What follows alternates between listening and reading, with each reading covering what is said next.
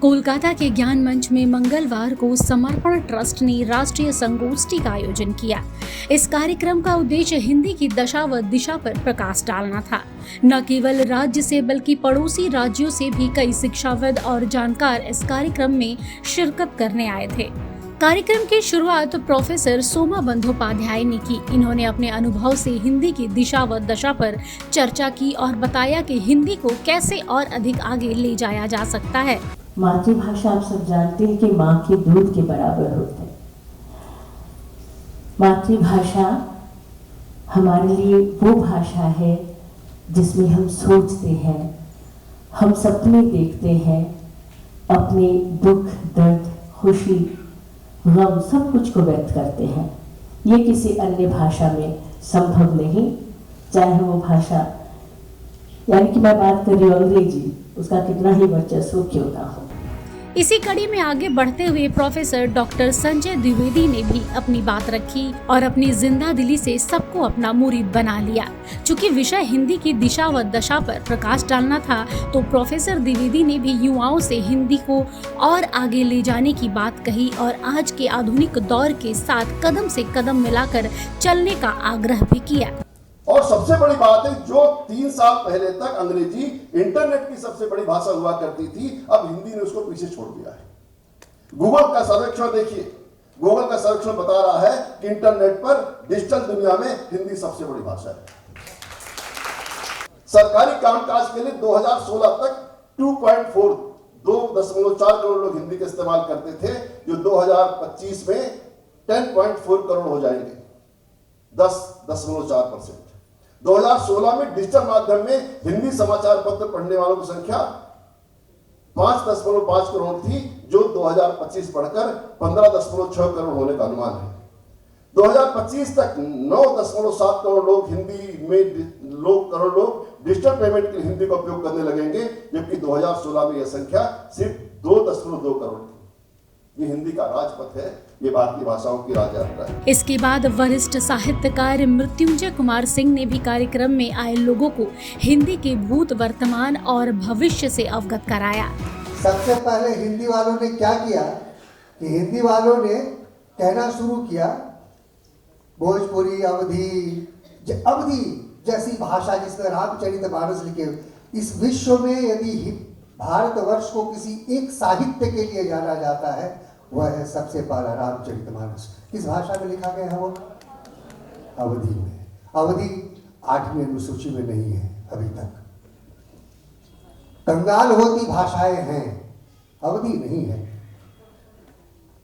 भोजपुरी को कहते हैं कि हिंदी ये बोलियां हैं, अवधी बोली हो गई, भोजपुरी बोली हो गई, बघेली बोली हो गई, छत्तीसगढ़ी बोली हो गई, राजस्थानी बोली हो गई। ऐसे शुरू हुई हिंदी।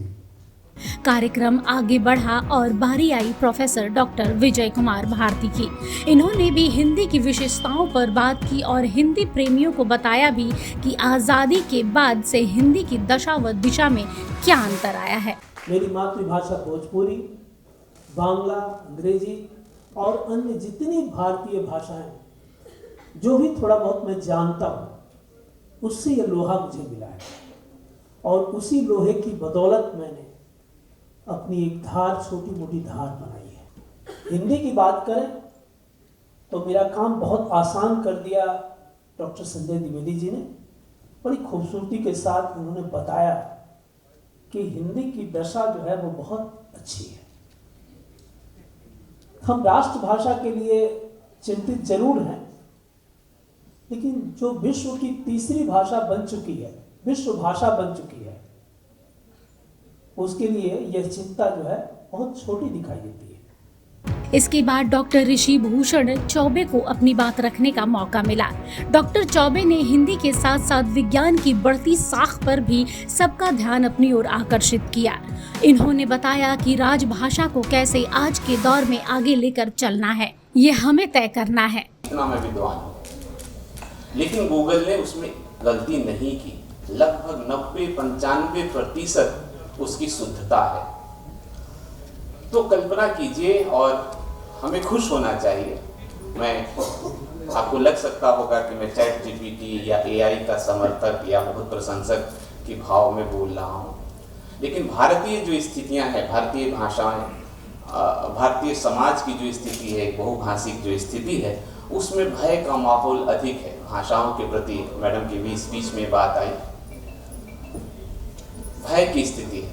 मेरा आग्रह है कि भय की स्थिति नहीं होनी चाहिए। इसके बाद डॉक्टर गोस्वामी जे.के. भारती ने भी हिंदी की दशा व दिशा पर अपनी बात रखी।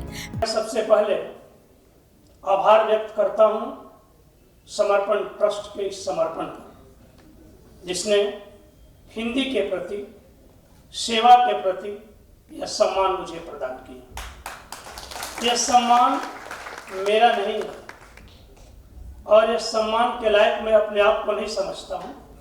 यह सम्मान उन समस्त लोगों का है जो प्रत्यक्ष या अप्रत्यक्ष रूप में हमारी संस्था गुरुकुल को बढ़ाने में सहयोग करते हैं। कार्यक्रम में आए अतिथियों में डॉक्टर सत्य प्रकाश तिवारी भी थे। इन्होंने भी हिंदी को लेकर कहा कि ऐसा बिल्कुल भी नहीं है कि हिंदी खतरे में है, बल्कि हिंदी की दशा व दिशा दोनों ही सही मार्ग पर है।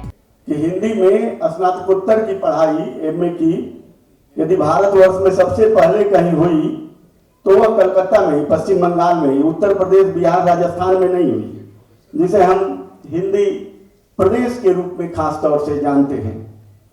इसका जो समग्र परिवेश है वह अपने आप में एक बहुत महत्वपूर्ण है, लेकिन छोटी छोटी कुछ ऐसी चीजें भी घटती रहती हैं जिस पर हमारा ध्यान कभी जाता है, कभी नहीं जाता है।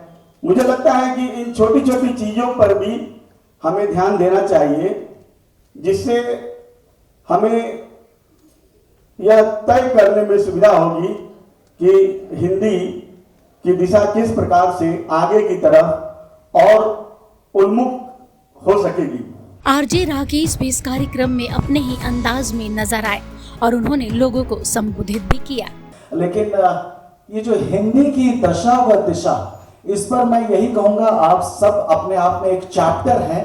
उनसे जो सीखा, जो सुना, यही लगा कि हिंदी आज की तारीख में चिंता का विषय नहीं है, चिंतन का विषय है। तो ये आपको सोचना है। एंड डू नॉट वरी, मेरे जो स्कूली दोस्त हैं, हिंदी बहुत ग्रोथ हुई है इसकी।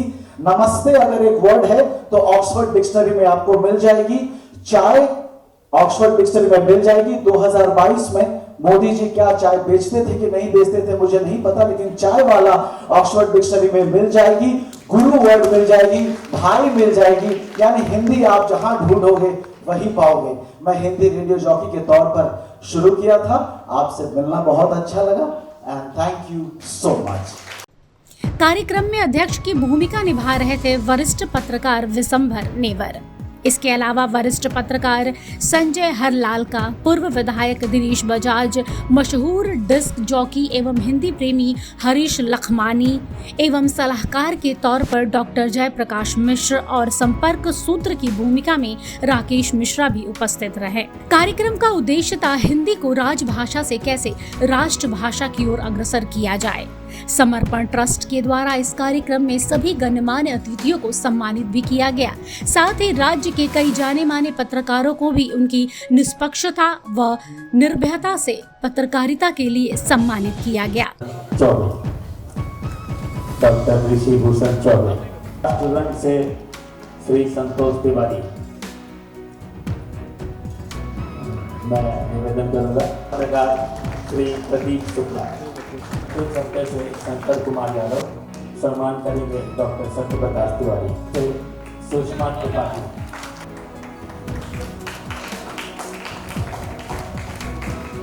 सरिता मिश्रा से आलोक प्रसाद।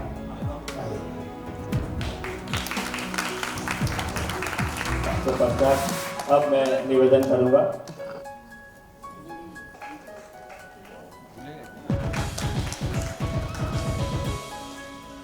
ब्यूरो रिपोर्ट, सूत्रकार समाचार। हमारा यह वीडियो अच्छा लगा तो इसे लाइक करें, शेयर करें और हाँ, सब्सक्राइब करना ना भूलें।